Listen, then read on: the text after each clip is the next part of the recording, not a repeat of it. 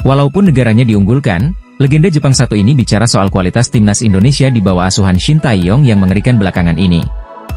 Jepang memang menduduki peringkat pertama klasemen grup C babak ketiga kualifikasi Piala Dunia 2026 dengan torehan poin sempurna 6. Namun timnas Indonesia tampil mengejutkan setelah menahan imbang Arab Saudi 1-1 dan Australia 0-0.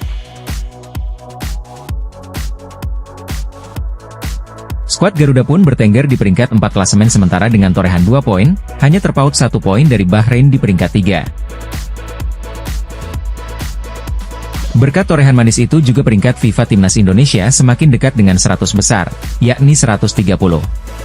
Jauh sebelum kualifikasi dimulai, legenda Jepang Keisuke Honda pernah angkat bicara soal kualitas timnas Indonesia di masa Shin Tae-yong sejak 4 tahun terakhir. Keisuke Honda menilai skuad Garuda bisa menjadi ancaman nyata bagi negara-negara Asia. Begini komentar mantan pemain AC Milan itu. Prestasi demi prestasi terus diukir timnas Indonesia sejak kedatangan Shin Tae-yong. Strategi potong generasi dan naturalisasi berbuah manis. Terbaru ada 2 rekor yang berhasil ditulis Shin Tae-yong bersama timnas Indonesia. Pertama lolos Piala Asia hingga babak 16 besar. Kedua lolos babak ketiga kualifikasi Piala Dunia 2026 zona Asia, sehingga semakin dekat dengan Piala Dunia. Hasil 2 pertandingan terakhir membawa peringkat timnas Indonesia meroket tajam, menempati ranking 130 dunia. Itu semakin dekat dengan target Ketua Umum PSSI Erick Thohir yang menginginkan Shin Tae-yong membawa timnas Indonesia masuk peringkat 100 besar. Melihat perkembangan timnas Indonesia itu, legenda Jepang Keisuke Honda turut memberikan penilaiannya. Indonesia adalah tim di Asia Tenggara yang sangat berbahaya. Dari segi kualitas, mereka punya pemain yang sempurna, ungkap Keisuke Honda, dikutip dari Toubao Van Hoek Netwat, Senin, 16 September 2024. Bukan tidak mungkin jika timnas Indonesia terus-menerus dalam trek yang positif, mereka akan menjadi ancaman bagi negara-negara di Asia. Ini merupakan tim terlengkap di kawasan dan akan terus berlanjut. Sangat menarik untuk ditunggu. Saya melihat ada perkembangan pesat timnas Indonesia terutama dengan pemain yang banyak tersebar di Eropa, kata legenda Jepang Keisuke Honda.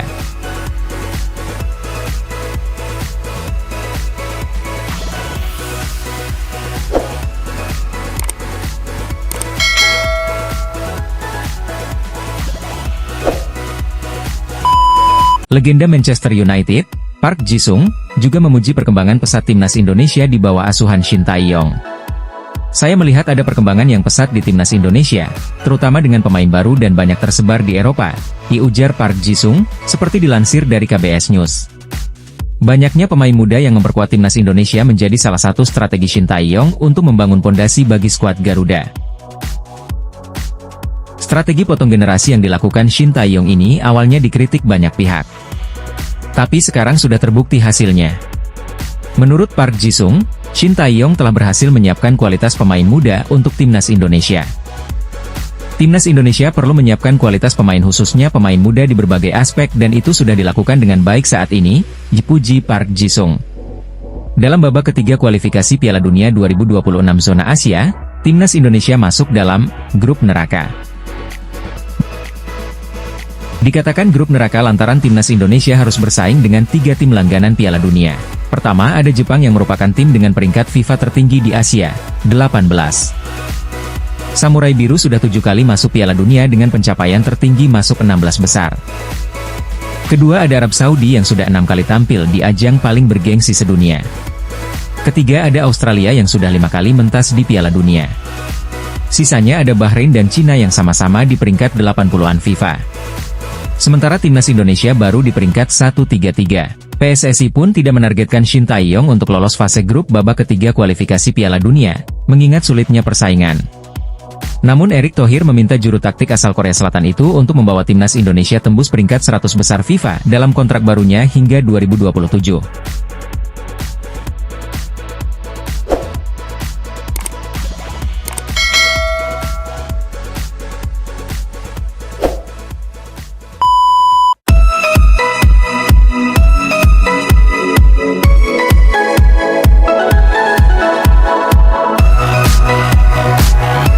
Timnas Cina akan menjadi satu di antara lawan timnas Indonesia pada putaran ketiga kualifikasi Piala Dunia 2026 zona Asia.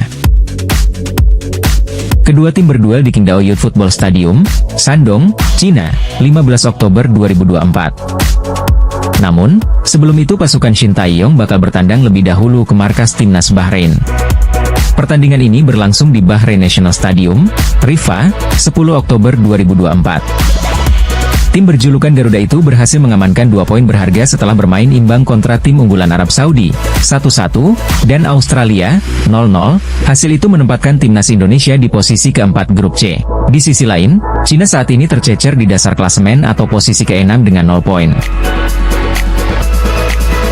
Tim besutan Branko Ivankovic itu menelan 2 kekalahan melawan Jepang, 0-7, dan Arab Saudi, 1-2. Meskipun demikian, timnas Indonesia pantang menganggap remeh sang lawan. Selain bermain di kandang sendiri, tim Dragons juga dihuni sederet pemain berkualitas. Bahkan dari 27 nama yang disertakan pada kualifikasi kali ini, 3 diantaranya adalah pemain naturalisasi. Jiang Guangtai. Tias Charles Browning alias Jiang Guangtai tampil dalam laga sebelumnya kontra Jepang dan Arab Saudi. Dia bermain penuh ketika timnya KO kontra Jepang dan berada 45 menit di lapangan saat kalah tipis dari Arab Saudi. Bek tengah berusia 30 tahun itu merupakan pemain keturunan Cina yang lahir di Liverpool, Inggris. Guangtai juga sempat membela timnas Inggris di berbagai level usia, mulai U17, U19, hingga U21. Pada 2020, bek berpostur 188 cm itu memutuskan untuk berganti kewarganegaraan dan mencatat debut bersama timnas Cina pada Mei 2021. Jiang Guangtai mengepat 30 caps bersama tim Dragons dan membukukan 1 gol. Feinan Duo. Fernando Enrique da Conceição aka Feinan Duo baru mencatat debut dengan Cina pada Maret 2024. Dia merupakan pemain naturalisasi yang lahir dan besar di Brasil. Namun, pada 2020 memutuskan menjadi warga negara Cina. Penyerang berusia 31 tahun itu cukup diandalkan Branko Ivankovic di lini depan tim Dragons.